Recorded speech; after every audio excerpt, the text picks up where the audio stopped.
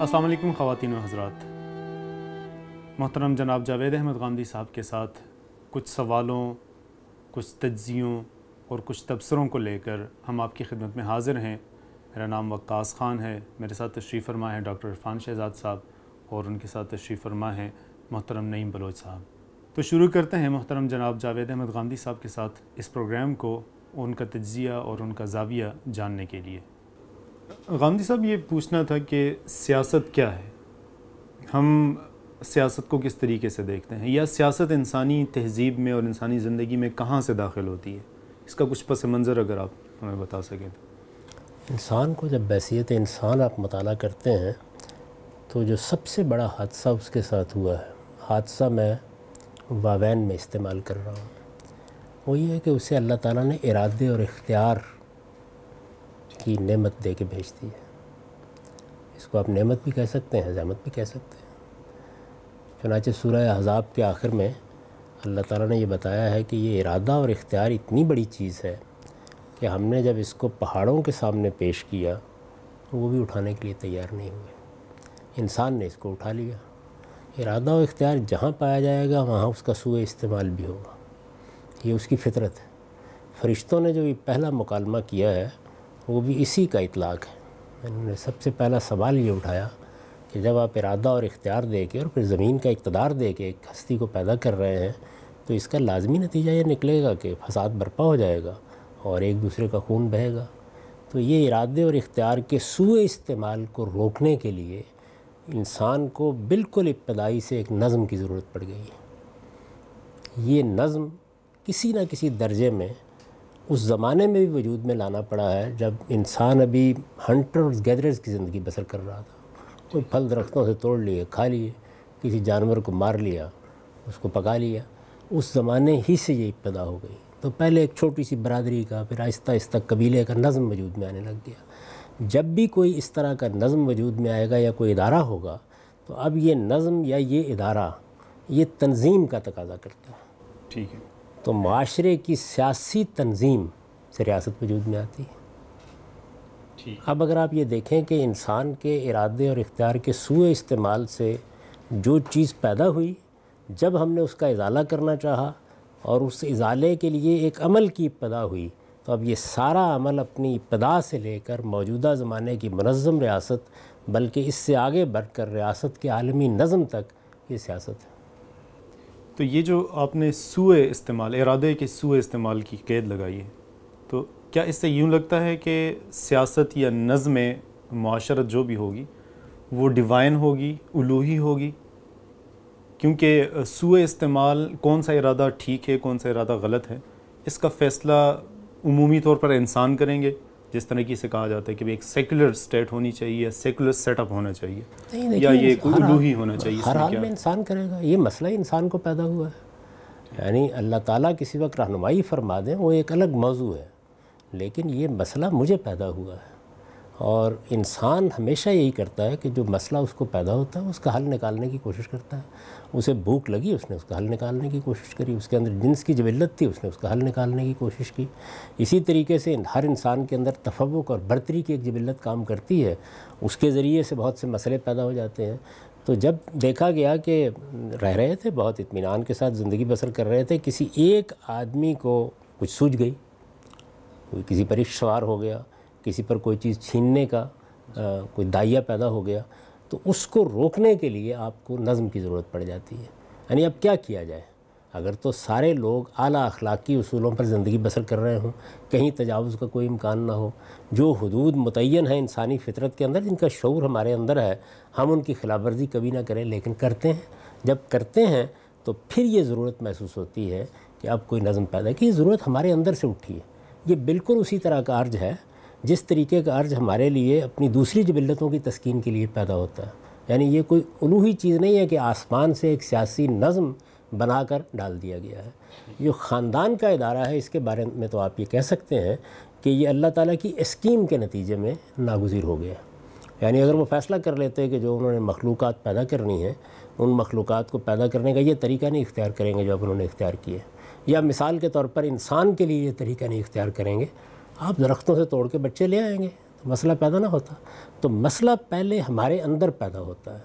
اب اس کا یا تو وہ مسئلہ ایسا ہے کہ جس کو اللہ تعالیٰ اپنی اسکیم کے تحت حل کرتے ہیں، تو آپ کہہ سکتے ہیں کہ اس میں تو ایک نظام خود اللہ ہی بنائیں گے تو کچھ ہوگا، ہم تو کچھ نہیں کر سکتے. لیکن جب مسئلہ ہمارے اندر سے پیدا ہوا تو اسی وجہ سے آپ ریاست کے ادارے کو اگر دیکھیں تو وہ مختلف شکلوں میں دنیا میں پیدا ہوا ہے. یعنی اس کی کوئی ایک متعین صورت نہیں ہے. تو اپنی ذات میں تو یہ جتنا عمل ہے یہ ایسے ہی ہے جس طرح سے آپ معیشت کی جدوجہد کرتے ہیں، کارخانے بناتے ہیں، جس طرح پہیہ ایجاد کرتے ہیں، آپ نے کھیتی باڑی کرنی شروع کر دی. اس کا عرش تو اللہ تعالیٰ ہی نے رکھا ہوا ہے اندر. اس کے دائیات بھی اللہ ہی کے پیدا کرتا ہے، ان کی تسکین کا جذبہ بھی اللہ ہی کا پیدا کرتا ہے. وہ عقل بھی اسی خدا کی دی ہوئی ہے جس سے آپ اس کا حل تلاش کرتے ہیں. لیکن یہ کوئی الوہی منصوبہ اس لحاظ سے نہیں ہوتا کہ آسمان سے بتایا جائے گا کہ از راہ کرم آپ ایک ریاست بنا لیں، آپ ایک قبیلہ بنا لیں. یہ چیز نہیں ہے. چنانچہ جب قرآن مجید نے اس کو بیان کیا تو وہاں پر بھی اس کو فطرت کے اظہار ہی کے اسلوب میں بیان کیا ہے. وَجَعَلْنَاكُمْ شُعُوبًا وَقَبَائِلَ لِتَعَارَفُوا. یعنی جس طریقے سے میرے اندر بھوک کا ظہور ہونا ہے اور میں نے تگ و دو کرنی ہے کہ مجھے اسے مٹانا ہے، میرے اندر حصے ذائقہ رکھی گئی ہے، میں تگ و دو کروں گا کہ میں اس کی تسکین کروں. بالکل اسی طرح سوء استعمال سے پیدا ہونے والے مسائل میرے مسائل ہیں، میں نے ان کو حل کرنے کے طریقے نکالنے ہیں.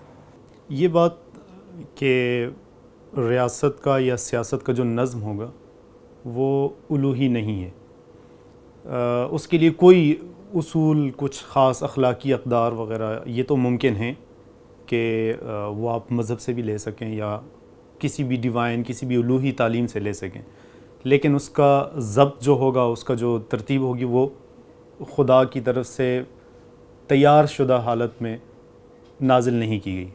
اس میں یہ تو کسی معاملے میں بھی اللہ تعالیٰ نے نہیں کیا.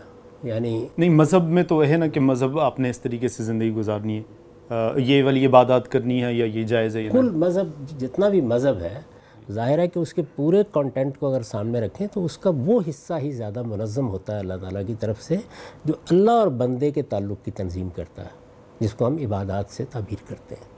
اس لیے کہ وہاں ہمارے اندر عبادت کا ارج یا پرستش کا ارج تو پیدا ہو جاتا ہے، لیکن اس کی تسکین کیسے کرنی ہے اس کے دنیوی ذرائع موجود نہیں ہوتے. تو اس لیے وہاں تو یہ ضرورت ہوتی ہے کہ اللہ تعالیٰ اس کی پوری تنظیم کر دیں. باقی معاملات میں تو مذہب کی رہنمائی ہے ہی اس طرح کی. میں انٹرپٹ کر رہا ہوں، لیکن یہ بہت خوبصورت انداز ہے کہ بندے اور انسان کے تعلق کو بیان کرنے کے لیے، اس کی تفصیلات مہیا کرنے کے لیے مذہب آتا ہے. لیکن یہ جو ہمارے ہاں معروف ہے کہ ایک حقوق اللہ ہوتے ہیں اور ایک حقوق الناس ہوتے ہیں، تو وہ جو خدا اور بندے کا تعلق ہے اس کے لیے تو مذہب نے تفصیلات فراہم کر دی، تو بندے کا بندے کے ساتھ جو تعلق ہے اس کے لیے تفصیلات نہیں ہیں. وہاں اپروچ دوسرا ہے. وہاں یہ ہے کہ آپ ان تعلقات کی تنظیم کریں گے، آپ کا اپنا ارج، آپ کا اپنا دائیہ اس کے لیے مسائل پیدا کرے گا، آپ اس کا حل نکالیں گے. آپ کو کسی مقام پر کوئی دوراہا پیدا ہو جائے گا، اس میں اللہ تعالیٰ رہنمائی فرماتے ہیں. یعنی وہاں رہنمائی محدود ہے. عبادات کا ایک پورا نظم بنا کے آپ کو دیا جاتا ہے، آپ نے روزہ ایسے رکھنا ہے، آپ نے نماز ایسے پڑھنی ہے، آپ نے حج ایسے کرنا ہے. یہاں ایک نظم پروردگار کی طرف سے بنایا جاتا ہے، کیونکہ انسان کا تجربہ بھی یہ بتاتا ہے کہ جب وہ خود اس معاملے میں نکلا تو اس نے اپنے لیے بڑے مسائل پیدا کر لیے. لیکن یہ جو دوسرا دائرہ ہے جس کو آپ حقوق العباد کا دائرہ کہیں یا آپ سیاست، معیشت، معاشرت کا دائرہ کہیں، اس میں اللہ تعالیٰ کی رہنمائی کی نوعیت بہت محدود ہے. یعنی وہ کون سا دورہ ہے کہ جہاں ہمارے لیے خود راستہ تلاش کرنا ممکن نہیں رہا، یا اگر کریں گے تو بڑی غلطی کریں گے، تو وہاں اللہ رہنمائی فرما دیتے ہیں. آپ کی بات سے جو چیز سامنے آ رہی ہے وہ یہ ہے کہ انسان ہی انسان کے اوپر حاکم بھی ہوں گے نظم کی مجبوری کے تحت. تو پھر یہ جو خدا کی حاکمیت کا تصور ہے وہ یہاں اس سارے سینیریو میں کہاں سٹینڈ کرتا ہے؟ خدا کی حاکمیت تو پوری کائنات پر قائم ہے. وہ بنیادی طور پر تکوینی حاکمیت ہے، یعنی اس کائنات کا خالق ہے. آپ یہ دیکھیے کہ جو ہم اللہ تعالیٰ کے ساتھ اپنے تعلق کا اظہار کرتے ہیں تو سورہ ناس میں 3 صفات سے کرتے ہیں. قل اعوذ برب الناس، ملک الناس، الہ الناس. تو اللہ کا الہ ہونا یہ بھی اپنی جگہ ایک اہم چیز ہے، اور اس کا بادشاہ ہونا بھی ایک اہم چیز ہے. یعنی وہ اس کائنات کا بادشاہ ہے، وہ رب بھی ہے، آقا بھی ہے، پال رہا ہے، پرورش کر رہا ہے، ہماری پرداخت کر رہا ہے، اور اس کے لازمی نتیجے کے طور پر وہی ہے کہ جس کو معبود ہونا چاہیے، لیکن اس کے ساتھ وہ اس کائنات کا نظم بھی چلا رہا ہے۔ دوسری جگہ اسی کو اس طرح بیان کیا کہ الا لہ الخلق والامر، یعنی اس نے صرف انسانوں کو پیدا ہی نہیں کیا یا اس کائنات کو پیدا ہی نہیں کیا، وہ اس کا نظم بھی اپنے ہاتھ میں رکھے ہوئے ہے۔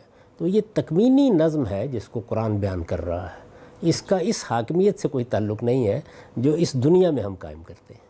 تو یہ حاکمیت خداوندی کا کانسیپٹ کہاں سے آیا؟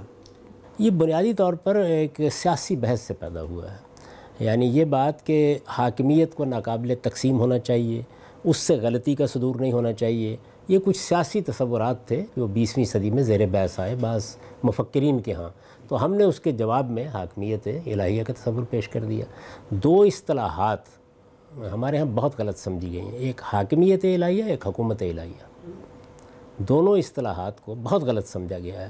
اللہ تعالیٰ کی تکوینی حاکمیت وہ قائم ہے، اچھا اللہ تعالیٰ کی تشریعی حاکمیت جس کو لوگ کہتے ہیں کہ بھائی اس کائنات کے پروردگار نے اس کائنات کا نظم قائم کیا ہے تو وہ حکم بھی دیتا ہے، کس کو دیتا ہے؟ مجھے دیتا ہے۔ تو میں بحیثیت انسان جب اس حکم کو مان لیتا ہوں تو ظاہر ہے کہ میری زندگی کے ہر شعبے میں اس کا ظہور ہوتا ہے، بحیثیت باپ بھی ہوتا ہے، بحیثیت شوہر بھی ہوتا ہے، کاروباری آدمی کی حیثیت سے بھی ہوتا ہے، اور میں اگر حکمران ہوں تو وہاں بھی ہوگا، پارلیمنٹ میں بیٹھوں گا تو وہاں بھی ہوگا، تو وہ میرے باطن سے اس کا ظہور ہوگا۔ میں اگر اس کو اپنا پروردگار مانتا ہوں تو میرے رویے اور ہوں گے، میں نہیں مانتا تو میرے رویے اور ہوں گے۔ تو انسان ایک نظریاتی مخلوق ہے، اپنی ذات میں ریاست یا کوئی نظم جو آپ قائم کر رہے ہوتے ہیں، یہ کوئی مخلوق نہیں ہے کہ جس کو اللہ تعالیٰ نے براہ راست کوئی حکم دینا ہے یا اس کو مسلمان ہونا ہے یا اس کو کسی حاکمیت کو تسلیم کرنا ہے۔ وہ تو اپنی ذات میں کوئی شخص ہی نہیں ہے کہ اس کو مانا جائے، وہ ایک نظم ہے جو ہم نے قائم کیا ہے۔ قائم کرنے والے لوگ انسان ہیں، انسان کسی نظریے کے ماننے والے ہو سکتے ہیں، کسی مذہب کے ماننے والے ہو سکتے ہیں، ان کی زندگی میں اس کا ظہور ہوگا آپ دیکھیں، آپ نے قانون بنانا ہے، آپ کا کوئی مذہب نہیں، تب بھی کوئی عرف، کوئی رواج، یہ کیا چیز ہوتی ہے؟ یعنی ایک لمبے عرصے سے انسان ایک چیز کے عادی ہو گئے ہوئے ہیں، انہوں نے کہا اسی کو قانون بنا لیتے ہیں۔ تو میرے وجود کا ظہور ہوتا ہے نظم میں، جو بھی میں قائم کرتا ہوں۔ تو یہ مغالطہ کیسے پیدا ہوا کہ اس وقت مسلم کمیونٹیز میں، مسلمان سوسائٹیز میں اوور آل سیکولر لفظ ریاست کے لیے، اسٹیٹ کے لیے یوز کرتے ہی یوں محسوس ہوتا ہے کہ یہ شخص تو بالکل قرآن کے مخالف ہے، بالکل خدا کی نہیں مانتا، خدا کو نہیں مانتا، اور اس تصور کے خلاف یا اس تصور کو واضح کرنے کے لیے بھی جو لوگ کوشش کرتے ہیں تو انہیں بھی بالکل مذہب سے دور خدا کا مخالف بنا دیا جاتا ہے۔ تو اس قدر گہری جڑیں کیوں اس کی محسوس ہوتی ہیں؟ کہاں سے یہ؟ جس طریقے سے اسلام کو پیش کرنے والوں نے اس کو ایک سیاسی تعبیر دے دی، اور اس سیاسی تعبیر میں یہاں تک چلے گئے کہ یہ جو ہم حکومت قائم کریں گے یہ حکومت الہیہ ہوگی، یعنی یہ خدا کی حکومت ہوگی، درحال لے کے ہم جیسے گناہ گار لوگ، عام بندے، معلوم نہیں رائے صحیح ہے، معلوم نہیں غلط ہے، وہ حکومت کر رہے ہوں گے، لیکن وہ حکومت الہیہ ہوگی۔ حکومت الہیہ در حقیقت جس وقت اللہ کا رسول دنیا پر موجود ہوتا ہے اور اللہ براہ راست اس کے ذریعے سے حکومت کرتا ہے، اس کو کہا جاتا ہے۔ اس کا تعلق کسی شریعت پر مبنی حکومت سے نہیں ہے۔ تو جس طرح اس اصطلاح کو غلط استعمال کیا اور اس کے نتیجے میں ایک سیاسی اسلام وجود میں آیا، اسی طرح بہت معذرت کے ساتھ سیکولرزم کے علمبرداروں نے بھی ایک بڑی بنیادی غلطی کی ہے، وہ انسان کے جمہوری حق کے اظہار پر قدغن لگانا ہے۔ چنانچہ آپ دیکھیے کہ سیکولرزم کا ظہور جہاں پر اس فارم میں ہوا جو حقیقی ہے، تو آپ ترکی اور فرانس کی مثال لیجئے، وہاں پر بالکل اسی طرح آیا جس طرح کہ ایک مذہب آتا ہے۔ تو ظاہر ہے کہ جب وہ مذہب کے طور پر آیا تو ایک مقابل کی قوت بنے گا، مقابل کی قوت بنے گا تو اب وہ مذہب یا مذہب کی علامتیں ان کو اس نے ہدف تنقید بنانا شروع کر دیا۔ اگر یہ سادہ اصول اختیار کر دیا جاتا کہ ریاست انسانوں کا بنایا ہوا ایک ادارہ ہے، اس ادارے میں کوئی بھی قوم ایک نظم پیدا کرتی ہے، اس نظم میں جو ان کا نظریہ ہے، جو ان کے خیالات ہیں، ان کا ظہور ہونا ہے، اس ظہور کے حدود یہ ہیں۔ اگر تو بات یہاں تک رہتی تو بالکل ٹھیک تھی۔ انہوں نے آگے بڑھ کر یہ کہا کہ نہیں، فلاں اور فلاں چیزوں پر ہم پابندی لگائیں گے۔ اب مثلا 70 سال ترکی میں ضائع ہو گئے کہ عورت اسکارف پہن کے یونیورسٹی میں آ سکتی ہے یا نہیں آ سکتی، تو یہ کیا چیز ہے؟ یہ بھی ایک مذہب ہے۔ اس وجہ سے میں نے ایک موقع کے اوپر یہ کہا تھا کہ جس طرح اسلامزم ایک ازم ہے، بالکل اسی طریقے سے سیکولرزم بھی ایک ازم ہے، اور ہر نظریاتی ریاست، ہر ازم ایک نظریہ ہے، ہر نظریاتی ریاست سے استبدادی ہوتی ہے۔ یعنی یہ ہو نہیں سکتا کہ وہ نہ ہو. جب اپنی وہ ٹرو اسپرٹ میں آئے گی تو استبدادی ہو جائے گی. تو یہ غلطی خود ان لوگوں کی. اگر وہ سادہ جگہ پر کھڑے ہوتے اور یہ کہتے کہ بھائی معاشرے کا ایک نظم قائم کیا گیا ہے, اس معاملے میں آپ کسی مذہبی تعبیر کو مت لائیے, لوگ ہیں, لوگوں نے بیٹھ کے قانون سازی کرنی ہے, اکثریت کی رائے فیصلہ کن ہونی ہے, وہ دیکھیں گے کہ ان کو کیا فیصلہ کرنا ہے. تو جمہوری فیصلوں کو قبول کیا جاتا تو جمہوریت آگے بڑھتی. یہ کشمکش جو پچھلے پورے 100 سال پر محیط ہو گئی ہے اسلامزم اور سیکولرزم کی, یہ دونوں کے نظریاتی استبداد سے ہوئی ہے.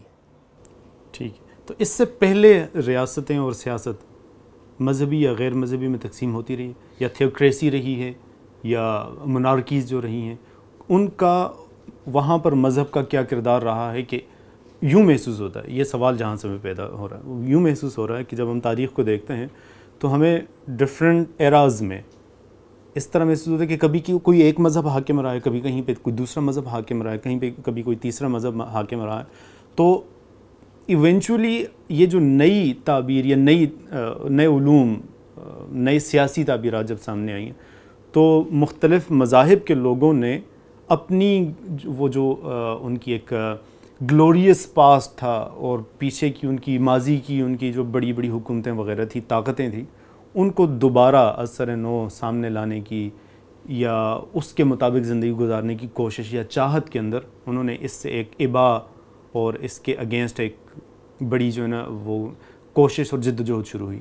تو کیا یہ جو مذاہب پچھلی جو حکومتیں تھیں وہ مذہبی ہوتی تھیں؟ اب یہ نئی چیز ہے یہ نہیں. تاریخ میں انسان میں ہمیشہ, جیسے آپ نے شروع میں بتایا کہ سیاست تو انسان کے انسان سے متعلق مسائل سے شروع ہوتی ہے, تو اس کا نتیجہ تو یہ ہونا چاہیے کہ تاریخ میں کہیں پر بھی یہ مذہب درمیان میں نہیں آنا چاہیے, یا اگر آنا چاہیے تو وہ غلط ہو, یا کیا کس طریقے؟ مذہب کبھی درمیان میں نہیں آیا.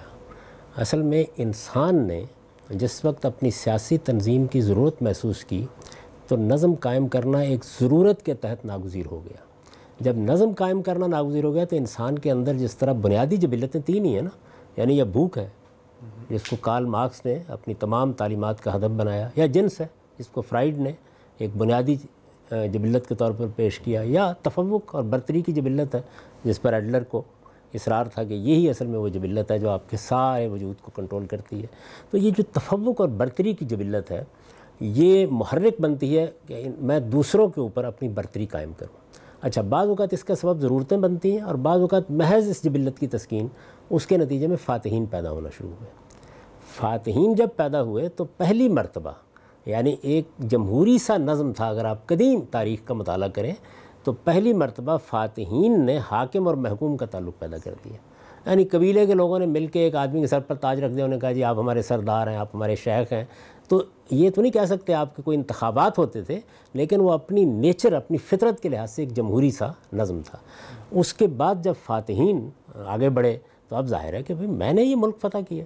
یعنی بابر نے اگر لودھی کو, ابراہیم لودھی کو شکست دی ہے پانی پت میں, تو اب یہ میرا حق ہے کہ میں یہاں حکومت کروں. تو حاکم اور محکوم کا تعلق اس سے پیدا ہوا.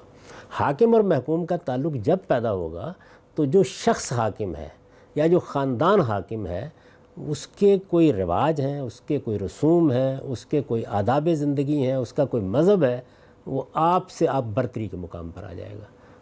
تو در حقیقت یہ جتنی آپ کو قدیم سلطنتیں ملتی ہیں اس میں یہ فیصلہ نہیں ہوا کہ ریاست کا مذہب کیا ہوگا, اس میں فیصلہ تلوار نے کیا کہ حکومت کس کی ہوگی, جس کی ہوگی وہی سب کا مذہب ہوگا. اچھا, اس میں پھر یہ ہے کہ بعض لوگ تو اس مزاج کے تھے کہ انہوں نے جبر نہیں کیا, لیکن بعض لوگوں کے اوپر یہ خپ بھی سوار ہو جاتا تھا کہ اچھا یہ لوگ میرے مذہب سے اختلاف کرتے ہیں, حاکم میں ہوں, تمہاری حیثیت کیا ہے. تو یہ حاکم اور محکوم کا تعلق ہے جس میں دنیا نے کم و بیش 2000 سال گزارے ہیں. یعنی حاکم اور محکوم کے تعلق ہی نے بڑی سلطنتیں پیدا کی ہیں. اس وقت بھی صورتحال یہی ہے. یعنی مسلمان بھی اگر اپنی ماضی کی تاریخ پر نگاہ ڈالتے ہیں تو وہ حاکم اور محکوم کے تعلق سے پیدا ہوئی تاریخ ہے. حاکم اور محکوم کا تعلق جہاں پیدا ہوگا وہاں فیصلہ اصل میں فاتح کرے گا کہ کیا چیز ہے. یہ حاکم اور محکوم کی بحث سے یوں محسوس ہوتا ہے کہ ہم ایک خاص نہج تک پہنچ چکے ہیں.